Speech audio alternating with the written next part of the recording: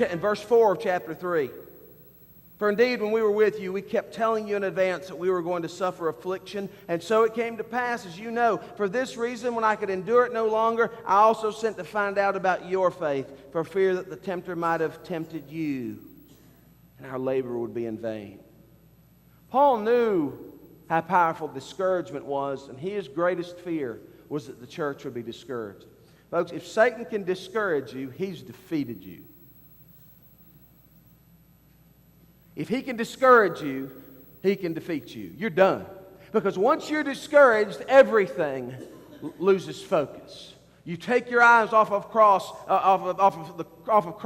and suddenly you're like Simon Peter when Jesus said, "Come on out of the boat and walk on the water to me." As soon as Peter took his eyes off Jesus and put his eyes on his circumstances, he sunk beneath the waves. My friend, that's what happens to you and I when despair and discouragement comes our way. When we buy into the lie of Satan that says, "You're not good enough. You'll never be good enough. You've done too much. You haven't done enough." Blah, blah, blah, all the way down the list of the things that Satan throws at you to try to beat you up and beat you down.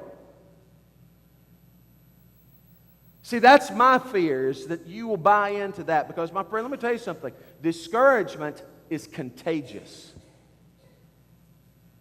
It is a highly contagious disease. If the people that you run around with are always, me, woe is me, things are terrible, the end of the world's coming, the government's terrible, the country's terrible, the world's terrible, music is terrible, life is terrible.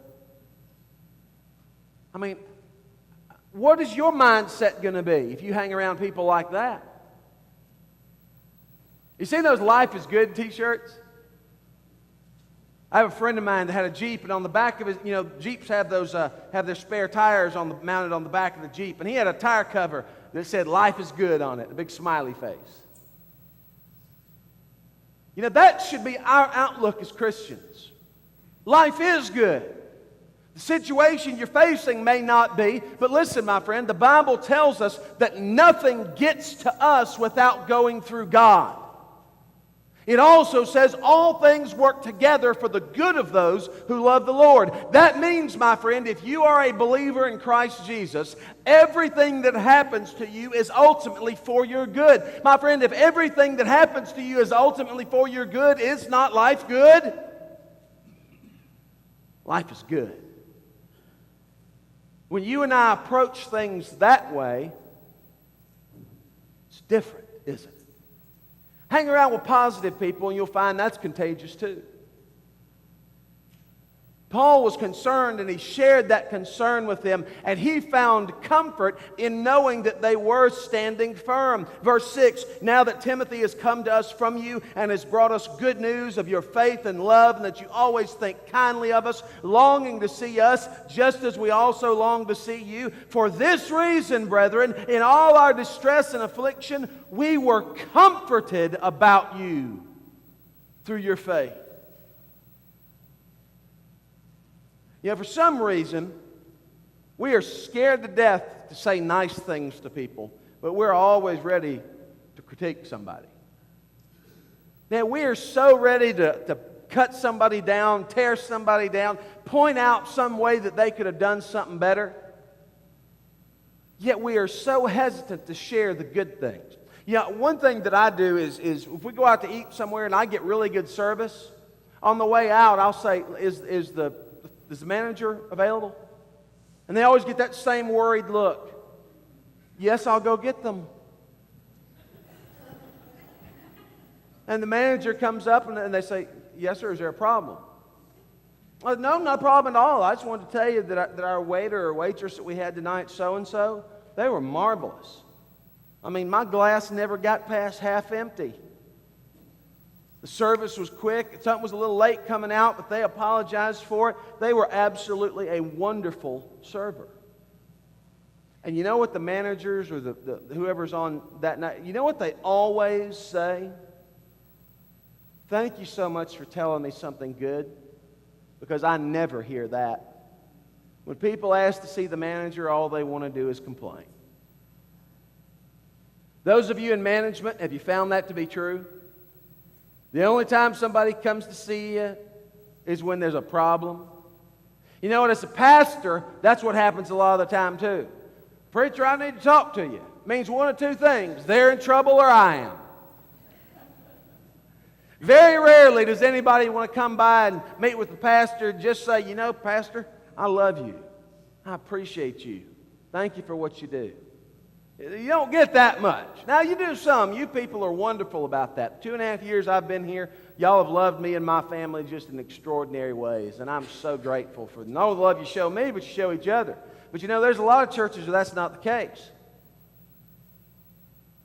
You know, the pastor never gets an encouraging word. The staff never gets an encouraging word. You know, one of the best things that happens is when we get the mail and there's a little note with our name on it that comes in, and it's just a little thank you card. It's just a little note that somebody in the church, and we get a lot from television. I get a lot of stuff from television ministry. People that watch in North Carolina and Georgia and other places far off will send a little note saying, just wanted to let you know how much you encouraged me through the word this week.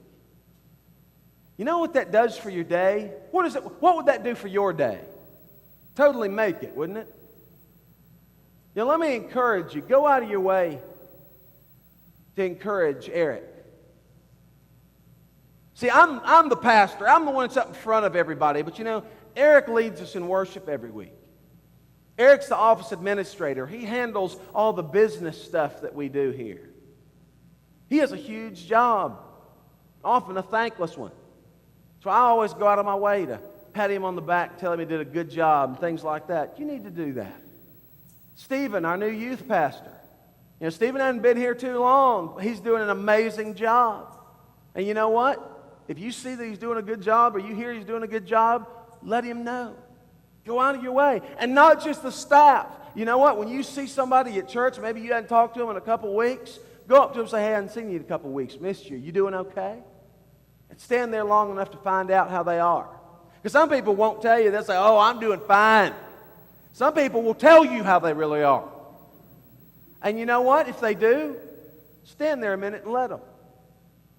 Stand there a minute and let them tell you.